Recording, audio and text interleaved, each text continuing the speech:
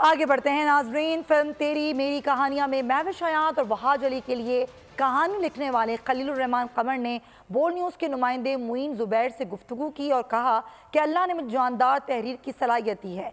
मुईन से ही मज़ीद जानते हैं। जी मुईन। फिल्म तेरी मेरी कहानियाँ जो है वो पाकिस्तानी सिनेमा में इस वक्त बड़ी ज़बरदस्त सा बिज़नेस कर रही है और फिल्म के जो राइटर हैं खलील साहब वो हमारे साथ मौजूद हैं। बिल्कुल वन पार्ट वो खुद बताएंगे, मैं उनसे सवाल करने लगा था।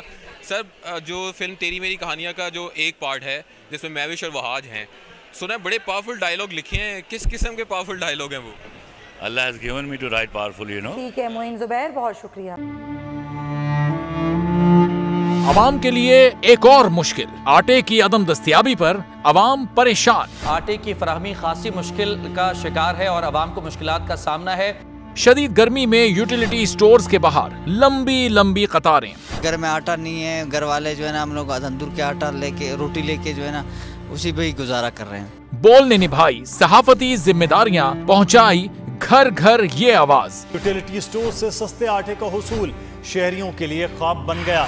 बोल न्यूज हकायक सामने ले आया है। आओ मिलकर आवाज उठाएं, पाकिस्तान को बदलें बोल के साथ। बोल बना अवाम की आवाज। अवामी शिकायत पर बोल ने किया मुताल्लिका इदारों से मुतालबा। सुबह 6 बजे से आकर ये लोग आटे का इंतजार करते हैं। 7 बजे आई और नहीं मिल रहा है आटा, पैसे नहीं होते थे उधारे लेकर आती हूँ। वो कहते हैं जी 7 खजूर लाजमी लें, हमारे पास आटे के पैसे नहीं होते तो खजूर कहाँ से लें? क्योंकि बोल है पाकिस्तान का नंबर 1 न्यूज चैनल।